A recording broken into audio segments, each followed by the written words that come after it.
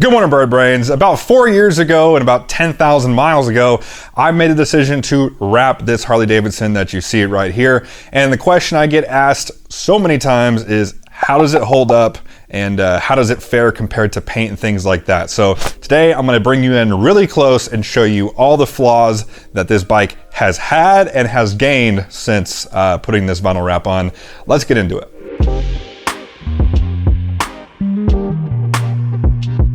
So if you'd like to get up to speed and see the process of actually wrapping this bike, I went ahead and left that video down in the description. But the general overview that you need to know is that I am not a professional rapper, although I do spit sick bars, but I do have some rapping experience. This is probably the 4th or 5th big project that I've worked on. I've done like a car roof. I did an entire Dyna, that video up here. So I have some experience, but I'm by no means a professional. So this is something that you, with just a little bit of practice, can also achieve a very similar result. So let's go ahead and start with the back of the bike. So starting with the back, we didn't really do much wrapping back here aside from the trunk. So I'm gonna get up nice and close. Now she is dirty, or he is dirty, whatever you wanna gender my bike as is your prerogative. But let me get up as close as I can to some of the wrapping spots. As you can see, everything back here looks nice and tidy. Looks pretty much the exact same it did the day that we wrapped it. Over here on the side, we do have a little bit of peeling and bubbling here, but I will say that that was one of our weaker spots during install. I want to say this probably looked like this probably within a month or two of actually doing it. And kind of the same story all along the bottom here. This was pretty much kind of in a rough condition previous to any sort of mileage or anything being put on the bike. It's just a hard spot to wrap and a hard spot to get it to stay, because there's really nothing underneath here for it to attach to. But honestly, the corners right here still look really good. The corners are probably going to be the hardest spot for any wrap to stay, no matter the quality of the wrap or the quality of the install, just because of the physics being placed on it. So this corner, and let me get you over here to this corner. This corner is still good, as you can see. This side actually held up quite a bit better than the other. Sorry, I'm really trying to focus on the focus here for you guys. A little bit of peeling back here, but the wrap itself is still very solid. It's just, that's just kind of what happens on those edges. But I mean, even from, you know, a few feet back, you're not gonna be able to tell anything is wrong with that. Moving our way up here, the next big piece that we did was the saddlebags. Let me get you up as close as I possibly can here to really show you the deep dark undersides, and not too bad at all. Honestly, I've never gotten this up close in it, so I'm kind of inspecting it all for the first time myself, and I think this looks borderline perfect. I know we did have, if I remember correctly, we did have some imperfections on the bottom here, but I'm not even really seeing those now, so they might have either worked themselves out or just eventually laid flat. Honestly, nothing. All this is flat. All of that is flat. I think the hardest part we had was up around this bend here, which, I mean, yeah, there we go.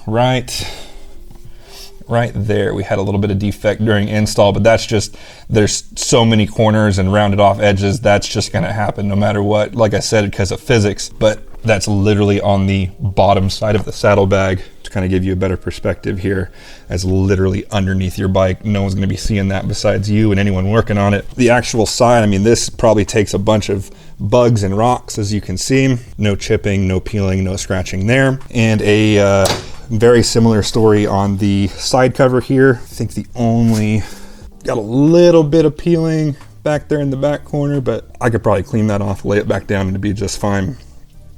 But as overall appearance goes, still very clean, very nice install. Moving up to the tank, like I said, very, very dirty and filthy, so I apologize for that. But the tank probably gets the most contact with, I don't know, human body parts, I guess you could say. I typically always travel with a tank bag just because I keep all my camera gear in it. So I mean, this gets used and abused a lot. This little defect right here was in it from install. This is the one little hiccup that we had on the entire project that was actually somewhat visible, but our standards are 30-30. It's gotta look good 30 feet away going 30 miles an hour, and that definitely fits that that area there. On the underside, we're gonna see a lot of the wrinkle wrapping that we saw similar to back on the tour pack. A lot of this was like this from the get-go. You can see there a little wrinkle and wrap there, but along the bottom side, everything else still looks really good until you get up to more areas where the wrap just got too stretchy, too pulled. You're gonna, basically the objective of wrapping is make sure all your ugly spots are where people can't see, because there are gonna be ugly spots. Really the skill is to make sure those ugly spots end up in a spot that is not gonna be very visible. And that is definitely the case up here. This is a good 3 inches under the tank, so I'm really not worried about that. I'm gonna give you a close-up around the actual two-tone edge. So how we created this line was actually using something called knifeless tape. And sometimes what can happen with that is you do get these little micro perforations that will, you have to, what's it called? Baking, curing, something like that. You have to get the vinyl a certain temperature to basically make it not want to go back. And if you don't do that 100% properly, you will get these little tiny bubbles, not really bubbles, but just kind of where the wrap is trying to go back to its original form.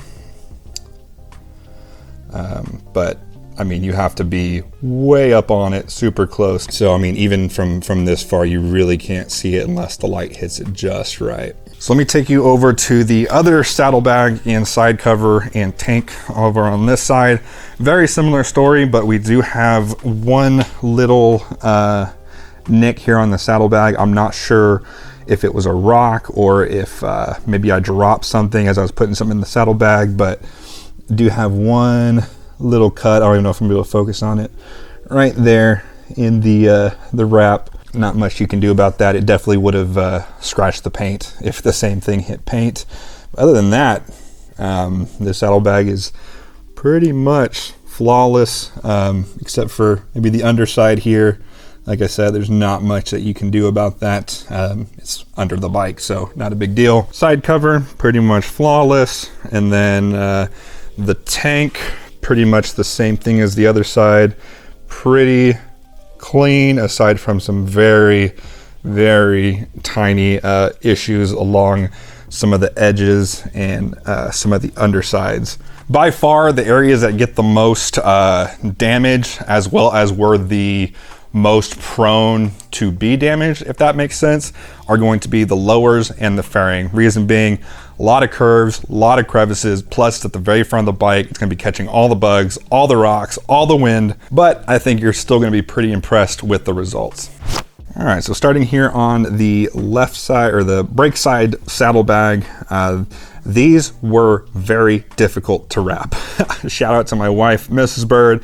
She did the majority of the work on these because she has small hands. Overall, anywhere that is just a plain wrap job, like on the sides here, still completely flawless. The only areas that we have any sort of issues, just like the rest of the bike, are on these really tight corners and crevices. We do have a tiny bit of peeling going on here, but the rest of the wrap is still very solid, very secure, is not going anywhere anytime soon.